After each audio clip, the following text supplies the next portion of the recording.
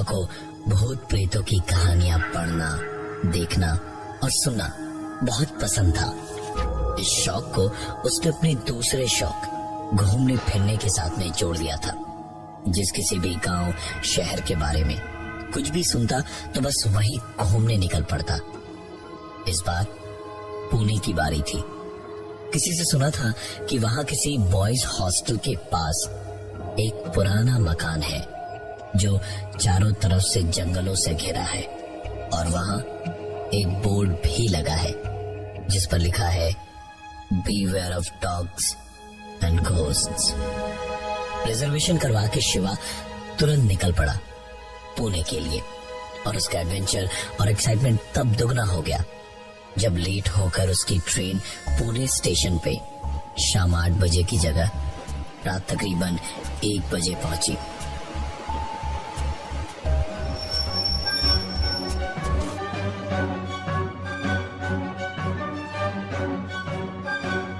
एक auto rickshaw की आवाज दूर से सुनाई दे रही थी और वो धीरे धीरे आता आता ठीक उसके सामने आकर रुका।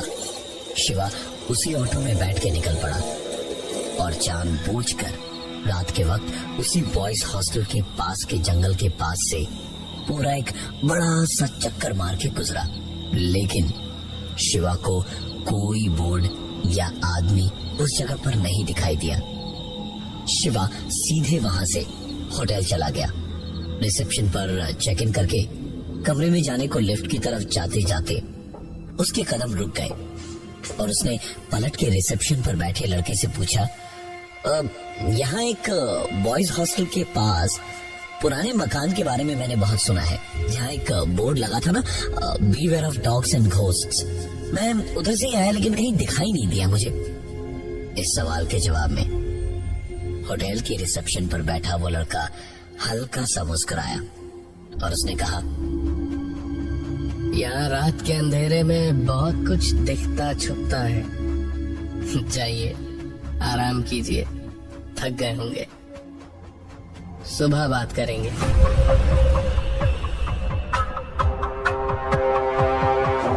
शिवा सचमुच में यहाँ आने और उस बोर्ड वाले मकान को देखने की एक्साइटमेंट में अपनी थकान को नजरअंदाज कर गया था। सीधे कमरे की तरफ ही बढ़ गया। कमरे का दरवाजा खोला तो देखा बेहद खूबसूरत लग्जूरियस कमरा था। हाथ मुंह धोकर उसने खिड़की खोली तो सर्द हवा का एक झोंका शोर करता हुआ कमरे को ठंडा कर गया और फिर देखा कि बाहर बहुत तेज हवा चल रही है। शिवा ने खिड़की बंद कर दी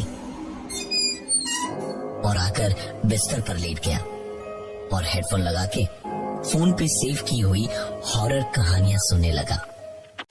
कहानी सुनते सुनते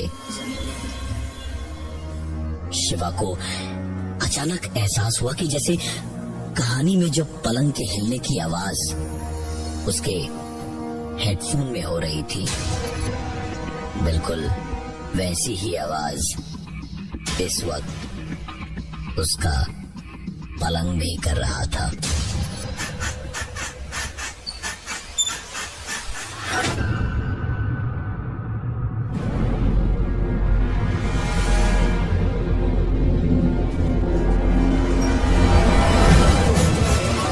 शिवा एक झटके से पलंग से उछलकर नीचे कूदा और हेडफोन निकाल के गौर से देखा तो पलंग बिल्कुल ठीक था। शिवा खुद पे ही हंसा कि थकान के मारे कहानी भी सच जैसी महसूस हो रही है। हेडफोन निकालकर अब शिवा सीधे सोने के लिए लेट गया। आधी थकान की और आधी नींद की बेहोशी में ही शिवा ने साफ साफ महसूस किया कि उसका पलंग बहुत तेजी से हिल रहा है और पलंग के बगल में टेबल पर रखे पानी का ग्लास हिला और गिर के टूट गया और इस आवाज से शिवा की नींद पूरी तरह टूट गई।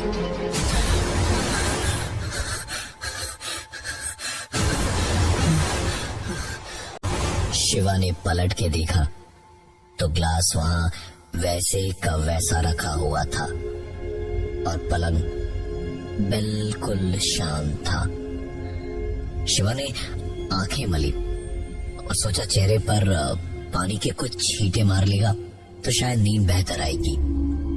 बाथरूम में जाके उसने मुंह धोया और तौलिए से मुंह पहुंचता हुआ बाथरूम के बाहर उसने पहला कदम रखा ही था।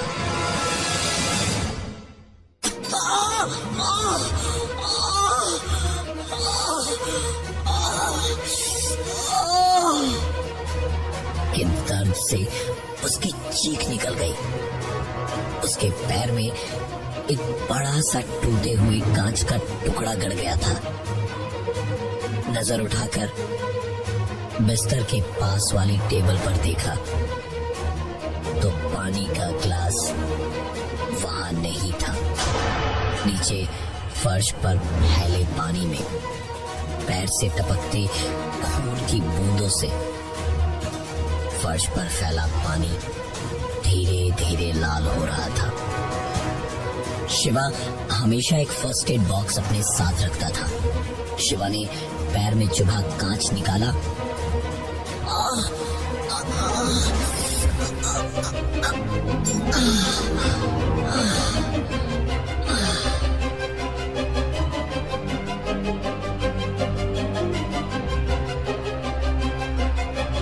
और जख्म पे मरहम लगा ही रहा था जब ठंडी हवाओं से महसूस हुई और तेज हवाओं की आवाज भी सुनाई दी।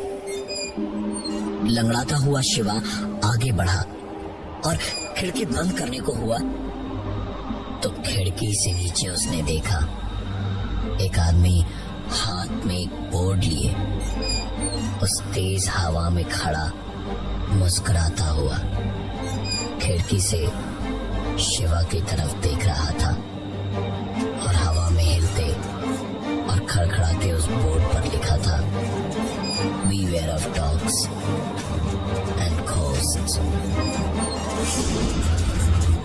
उस बोर्ड की हवा से खड़खड़ाने की आवाज बढ़ती गई और इतनी तेज हुई कि शिवा की नींद टूटी।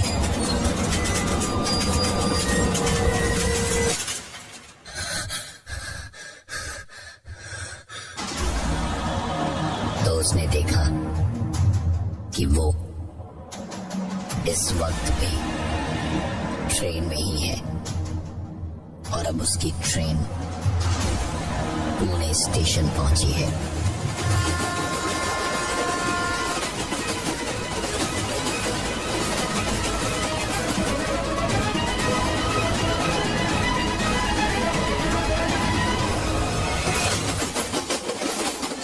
ट्रेन अभी पुणे बस पहुंची ही थी। रात के तकरीबन 1:30 बज रहे थे। स्टेशन से बाहर निकला तो एक ऑटो दूर से आकर रुका। शिवा उस ऑटो को लेकर सीधा होटल गया।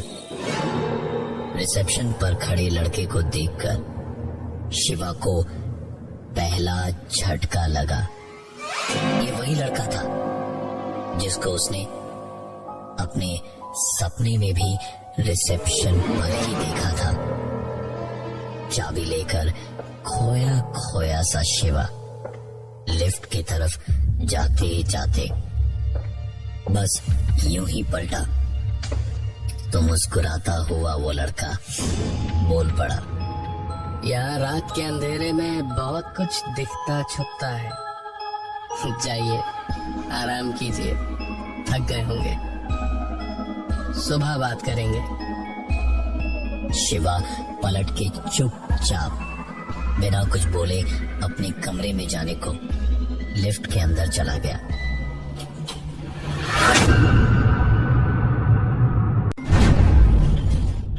रूम पे पहुंचा तो देखा कमरा बिल्कुल वैसा ही था जैसा उसने अपने सपने में देखा था। कमरे में पहुंचते ही तुरंत उसने सब कुछ चेक किया। जब सब कुछ ठीक लगा तो उसने एक टॉवल लेकर उसमें सारे कांच के ग्लास लपेटे और उसके बाद अलमारी में उस टॉवल को रख दिया और चादर दीवार के पास जमीन पर बिछा दी और दीवार के सहारे चुपचाप वो जमीन पर ही बैठ गया।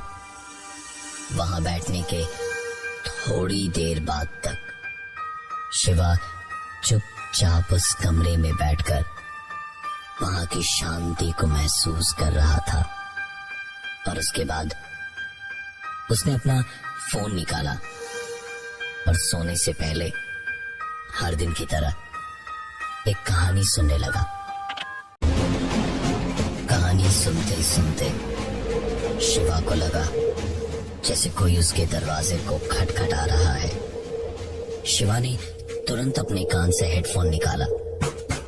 उसे यकीन हो चला था कि यह दस्तक उसके दरवाजे पर ही है। शिवा जैसे जानता था कि ऐसा कोई इत्तेफाक होने वाला है, क्योंकि सपने में कहानी में पलंग हिलने की आवाज के साथ साथ सचमुच पलंग हिला था। उठकर शिवा डरता हुआ दरवाजे के पास जाकर बोला, कौन है? उधर से आवाज आई, रूम सर्विस सर। शिवा की अटकी हुई सांस छूटी और उसने दरवाजा खोला तो सामने एक रूम सर्विस का लड़का हाथ में रूम के लिए पानी की बॉटल्स, टूथब्रश, पेस्ट और साबुन लिए खड़ा था। वो चेहरे पर एक मुस्कुराहट लिए ट्रे के साथ अंदर आया और सारा सामान एक एक करके रखने लगा और जाने से पहले गुड नाइट बोलकर निकलने को हुआ तो दरवाजे के पास रुक के पलटा और मुस्कुरा कर उसने, सर कुछ भी हो जाए दरवाजा नहीं खोलना चाहिए था।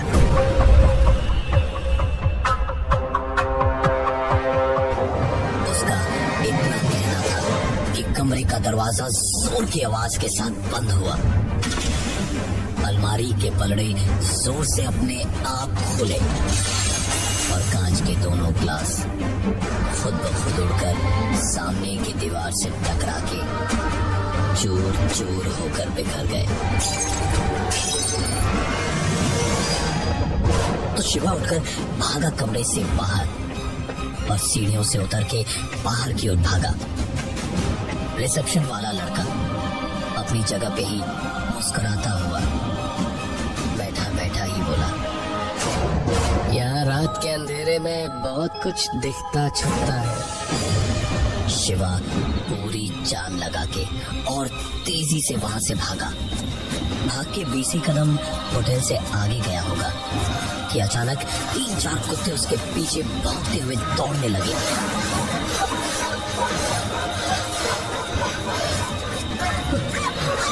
शिवा के पास बचने का कोई रास्ता था तो सिर्फ एक, कहीं से कोई मजबूत डंडा या पत्थर उठाकर कुत्तों को भगाए, क्योंकि कुत्तों से बहुत देर और बहुत दूर तक भाग नहीं सकता था वो। शिवा अंधाधुंध भागते हुए होटल के पीछे वाले हिस्से में पहुंचा, जहां उसने सपने में अपनी खिड़की से उसे एक अजनबी आदमी को बोर्ड पकड़े खड़ा देखा था।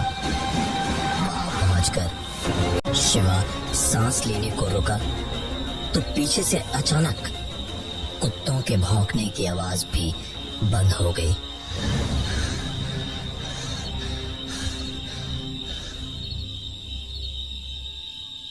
शिवा ने सर उठाया और अपनी खिड़की की तरफ देखा तो शिवा को एक बार फिर यकीन करना मुश्किल हो रहा था कि वो सो रहा था या जाग रहा था, क्योंकि उसकी खिड़की पर वही आदमी जिसे उसने सपने में देखा था वही बोर्ड पकड़े खड़ा था। शिवा की आंखों के सामने धीरे धीरे अंधेरा छाने लगा और उसके बाद सुबह जब उसकी आंख खुली तो देखा कि वो बोर्ड जिसको वो ढूंढते हुए यहाँ आया था वो वहीं उसके बगल में लगा हुआ था। एक आलीशान होटल की जगह एक टूटा फूटा बंगलो था और शिवा का सारा सामान वहीं पास में जमीन पर पड़ा था। उसने अपने बैग को कंधे पर उठाया और देखा सामने से शायद वहां उस प्रॉपर्टी का चौकीदार आ रहा था और उसने खुद ही शिवा से कहा, कौन है आप? यहाँ अंदर कैसे आ गए? शिवा ने उसे बताया कि वो बोर्ड के बारे में सुनकर यहाँ आया था। देर रात एक होटल में उसने चेक इन किया था पर वो जागा तो यहाँ इस बंगलो के पास था। तो उस चौकीदार ने बताया कि ये बंगलो एक जमाने में बहुत बड़े घर की प्रॉपर्टी थी। उस घर में सब कुछ ठीक था लेकिन उनकी फैमिली में एक चाचा जी थे जो आर्मी से रिटायर्ड थे। एक हाथ नहीं था उनका और हमेशा अपनी कहानियां सुनाया करते थे, लेकिन कोई भी उनके पास 5 मिनट से ज्यादा बैठना पसंद नहीं करता था। हर कोई उन्हें देखते ही रास्ता बदल लेता।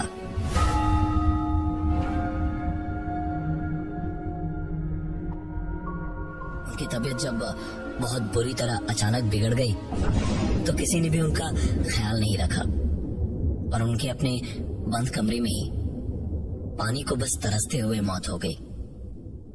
वो पूरी जिंदगी सिर्फ थोड़े प्यार और थोड़े से वक्त के जरूरतमंद थे।